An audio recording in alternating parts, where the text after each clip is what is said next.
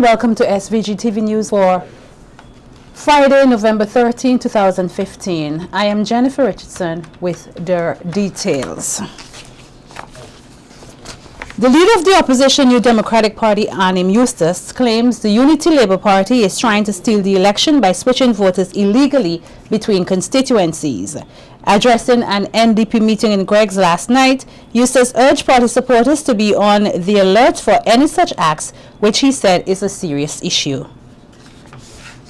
People are registering, and some of the worthlessness that is going on in the registration process, moving people around from constituency to constituency when they don't even belong to those constituencies, and therefore being registered illegally. People are being transferred from one constituency to another which they don't live in and therefore shouldn't vote in.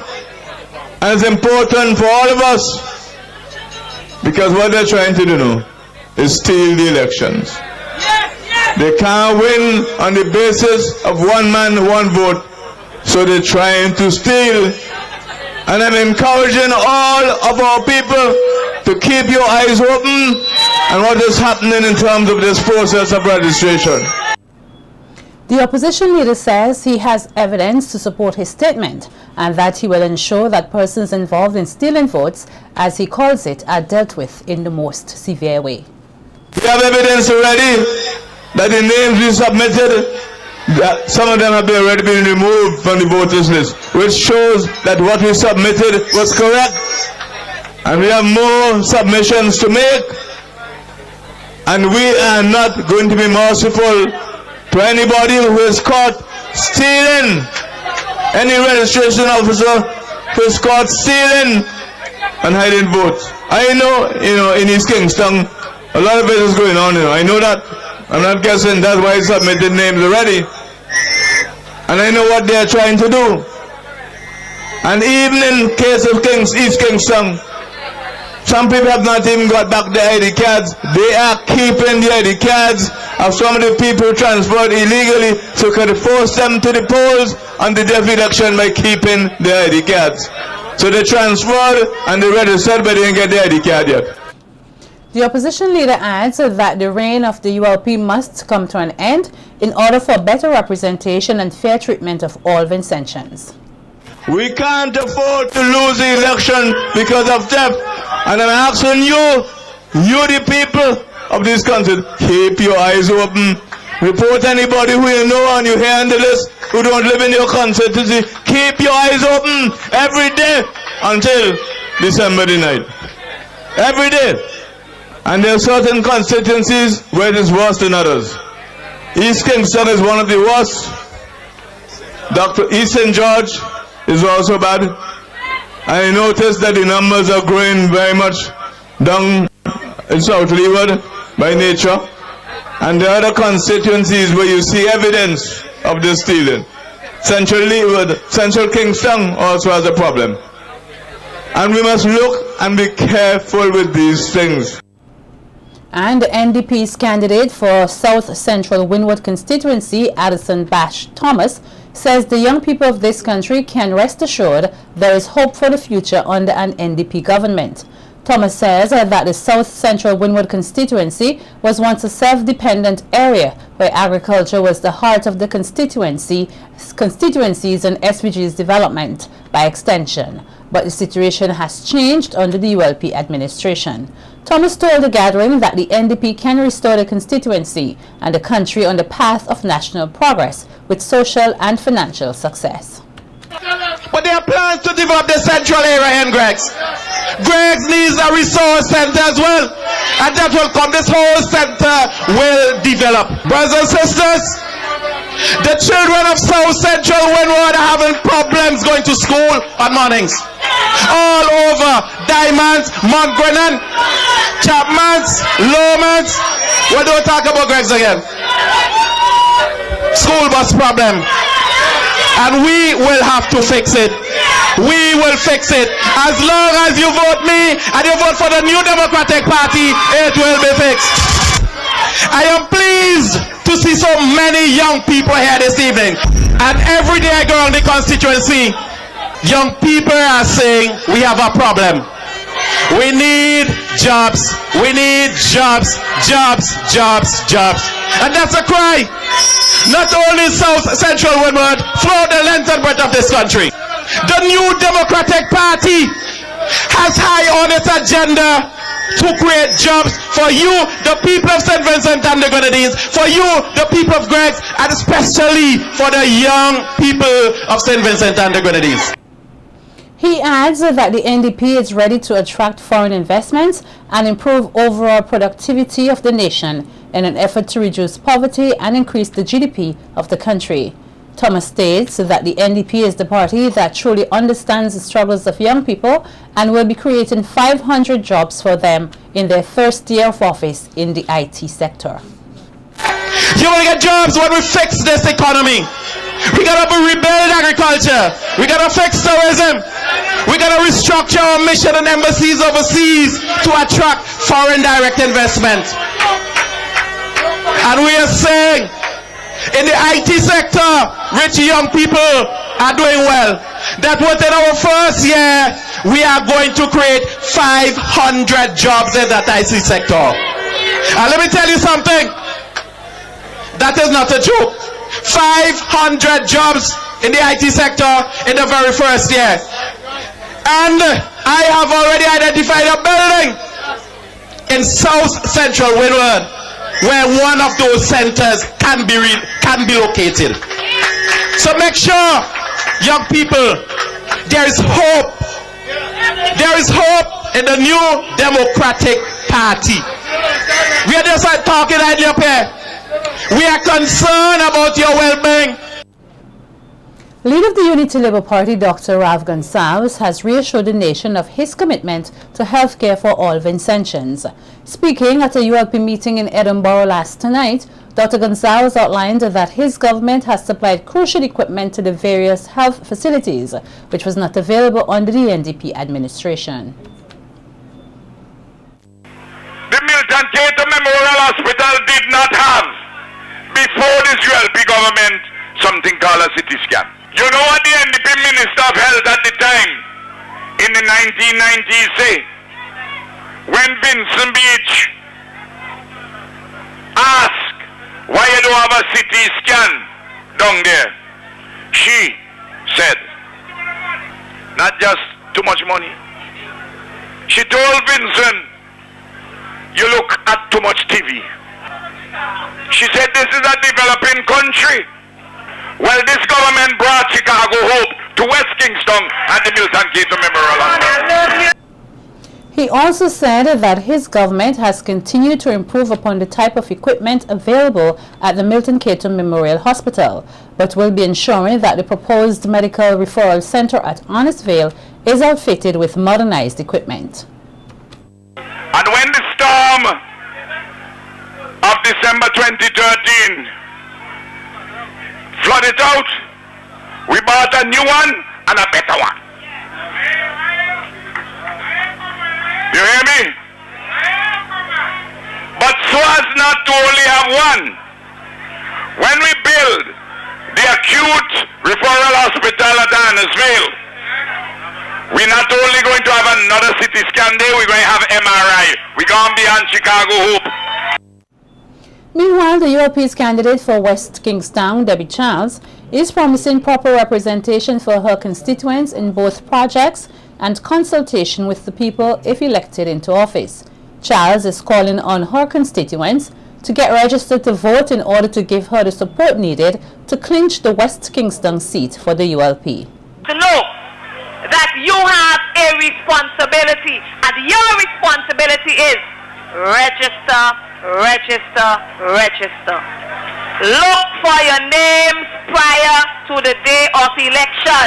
Ensure that your name is on the list.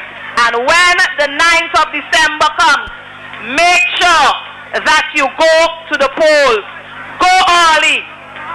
Take with you the young ones who are not very patient. Take them with you. Take the 5 of them and make sure that they vote Labour. Make sure that they vote for the Star. Make sure they put the X for Teacher Debbie so that Daniel comes coming would be removed from the Parliament of West Kingston. Meanwhile, former MP for West Kingston, Renewable, in speaking about her party's proposed medical referral centre, told the gathering only the ULP can deliver such a facility, which she said is necessary for the future development of the nation. So here, the state-of-the-art hospital, there's only one party, there's only one government who can make that a reality, and it's on its way. We have already done the negotiations, the Prime Minister tell you that, but I have to reinforce it. The hospital here will be upgraded. If we're going to have nearly 300-400 hotel rooms, Mount Twain and Peters Hope, other expansion, you must have a quality referral, acute referral hospital. Batiste is also calling on healthcare providers to seek specialization in order to reduce the need for Vincentians to travel overseas in order to receive specialized care. Who are thinking to be doctors, I want you to think about specializing, because that is the name of the game. We need people to specialize in radiology, the MRI studies, gerontology. We want orthopedic surgeons. We need you to get ready. So should there be any accident that requires acute service, we don't longer have to fly out people to Trinidad to get it. We will be able to do it at Annisvale. People of St. Vincent and the Grenadines, you ready and ready? With recent reports coming out of Port of Spain, Trinidad and Tobago, stating that the Caribbean Public Health Agency CARPHA confirmed 5 cases of Zika virus in the territory of the Caribbean community, the Ministry of Health, Wellness and the Environment here has beefed up plans to mitigate any such outbreak in SVG. The ministry's communications officer, Nika Anderson Isaacs, states that the ministry is being extremely vigilant as this is the first time Zika has been detected in a territory of the Caribbean community, CARICOM. Executive Director of CARPHA, Dr. C. James Hospitalis, emphasized that prevention and control are fundamental in order to prevent transmission of the virus. He said the best way to protect yourself from this disease is to avoid mosquito bites and to prevent mosquitoes breeding in and around your home environment. In this regard, the ministry is urging the public to inspect their homes and yards weekly and to eliminate potential mosquito breeding sites, indoors and outdoors, by keeping water drums and barrels tightly covered and throwing out stagnant water from flower vases, old tires and other containers that might act as breeding sites. The ministry says it will keep the public updated with information as it continues to monitor the situation. Still to come, local businesswoman found dead at her Arnisvale office. We'll have the details to this and other stories when we continue on the local scene. Don't go away.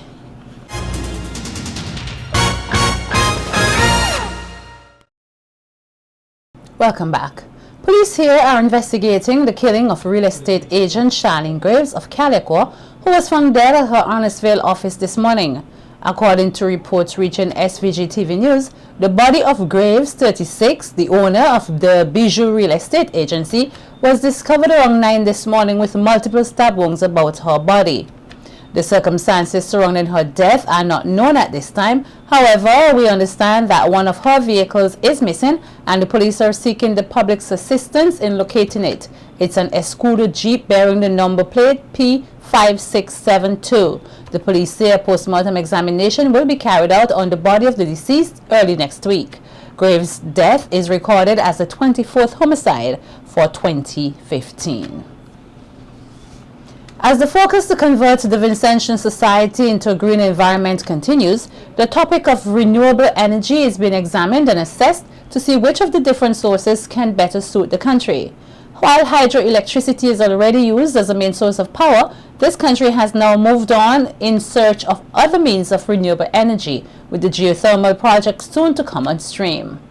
And participants in the 2015 Vilnex National Science Fair are not being left out. One of the open division participants, Lenski Adams, gave persons a wider, simplified view of what goes on in the harvesting of geothermal energy and how effective this sort of energy is. It's just a little mock-up of it. What we have here is a hot plate that shows where when we drill into the earth's surface, we're going to send down 2 pipes. One where we're going to pump water down into the earth's surface just above where magma is located into the hot rocks. And as that water heats up, the water is going to naturally rise up due to its own pressure in the other pipe.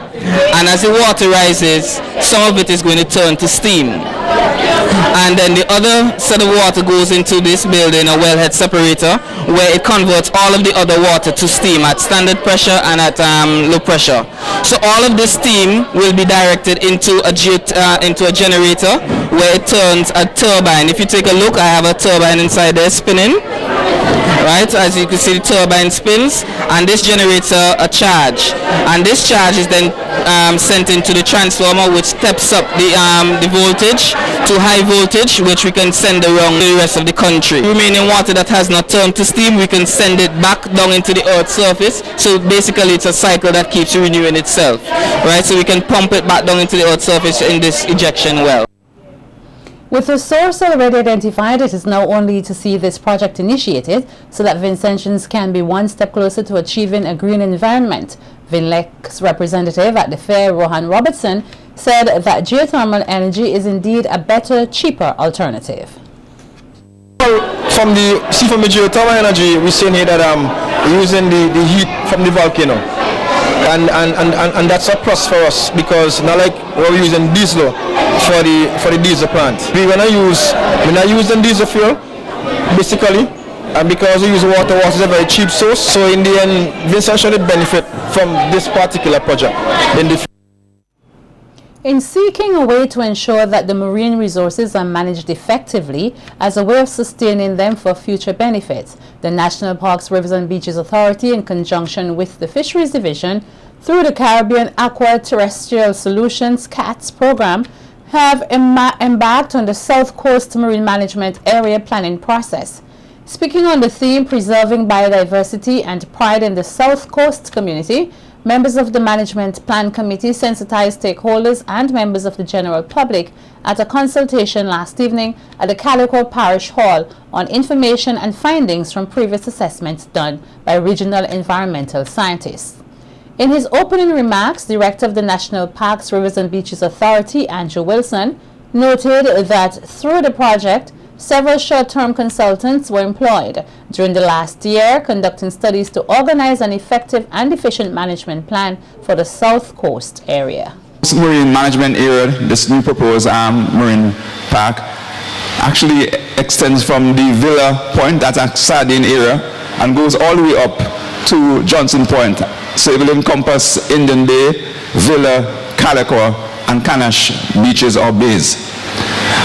It's a very important area, as most persons will know. This is our primary tourism belt. It's one of our major recreational areas. It's an area that's been used a lot locally for tourism, for recreation, some fishing, and it's a very important space also because it contains, on mainland St. Vincent and Grenadines, most of our ecosystem as regards corals, seagrasses, and remnant mangroves. At the consultation, findings were presented from zonal plans done by Dr. Kimberly Baldwin and mooring plans from Dr. Brett Fairhead, which will be used to assist in the management process. Environmental consultant Dr. Renal Murray, who was facilitator at last evening's event, outlined that the management process and planning never ends. He said it is due to this reason why persons must stay active to ensure the plans are implemented and upheld. This project is being funded by the German government. This project called CATS is being funded by the German government. What they're doing is helping countries to develop management plans to manage their nearshore resources, dealing with resources that are finite and resources that are changing. You're dealing with people who are also changing. You're dealing with expanding populations who want more out of the same resource. And so you have a lot of people pushing against each other, and nature sometimes push back. So you have to deal with the pushback from people and the pushback from nature. So hence, the process is going to be iterative. You're going to have to make changes as we go along. So what we end up with at the end of this year is by no means a final document that says that's it, done. No, it's a work in progress, and you'll be involved all the way. Highlighting some of the social and economic problems affecting the South Coast area, Dr. Murray called for greater involvement from major stakeholders in the area. He said that natural resources must be managed by the people who depend on them, whether for housing, work, or even recreation. Murray also touched on the financing of the management planning process and how various ministries and stakeholders will play a vital role in implementing the SCMMA. Since we cannot pay for everything, there's some things we're going to hope that people will pitch in, as we say, and help with. There's need for a lot of voluntary work if this thing is going to take off. We have a police department right here, we have the Coast Guard. So right at the front we have the police and the Coast Guard who can be part of our security structure. The fisheries department, that's the government fisheries department, they're always interested in managing fish stocks and giving advice and giving direction. So we are looking at the fisheries department to provide management of the fish stock, regulations and policies, monitoring, and of course public education. It will not be a case of the fisheries department just having some information, but that the information is disseminated through all of the various stakeholders that are involved. The Ministry of Finance must be involved because all monies that has to do with anything public is the responsibility of the Ministry of Finance. Ministry of Health, Wellness and the Environment, and of course they're there to provide environmental quality. They're the people also responsible for the solid waste management unit, so the idea of collecting waste, the idea of monitoring the shore, the idea of water quality monitoring, all of that becomes the responsibility of the Ministry of Health. Ministry of Tourism, and through its national parks, will be to a large extent responsible for marketing, regulation and certification of operating national parks, who's the technical arm on the ground. They are the ones who will be monitoring things, who will be having the more or less oversight of the whole operation, because this project is falling largely under their auspices. Then there's the Hotel Association, of course, and we're looking at them to do some marketing as well as financing and fundraising. A 9-member executive has been installed to manage the affairs of the St. Vincent and the Grenadines Primary School Head Teachers Council. The executive is headed by President Joy Matthews, Vice President Ave Week-Stevens, Secretary Irene Richardson, Treasurer Maria Burke, and PRO Peter Pompey. Committee members are Carol Edwards, Tedeka Kamijong Jones, and immediate past President Yvette Antoine. The new executive will be in place for a 2-year period. The executive is expected to meet on Thursday, the 26th November at 9:30 a.m. at the Curriculum Development Unit Conference Room.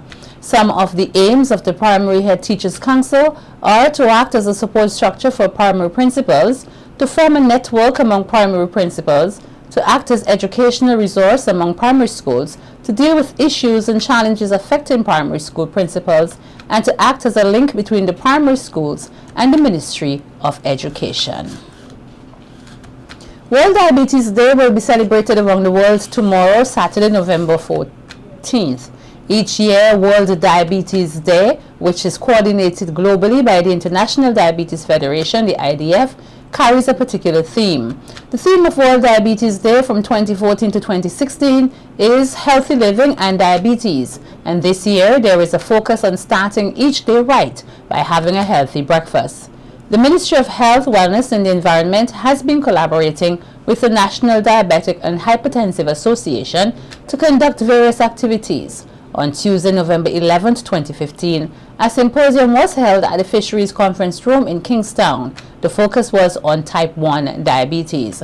In St. Vincent and the Grenadines, there has been an increase in the number of overweight and obese children, according to the Ministry of Health, which says this risk factor predisposes these persons to develop diabetes and other chronic diseases at a very early age. However, with the help of insulin therapy and other treatments, even young children can learn how to manage their condition and live long, healthy lives.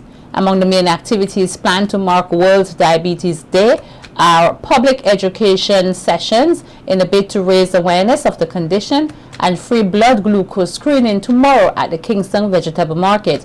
Also, there will be a radio program on Sunday, November 15th, which will focus on the topic Living and Coping with Diabetes.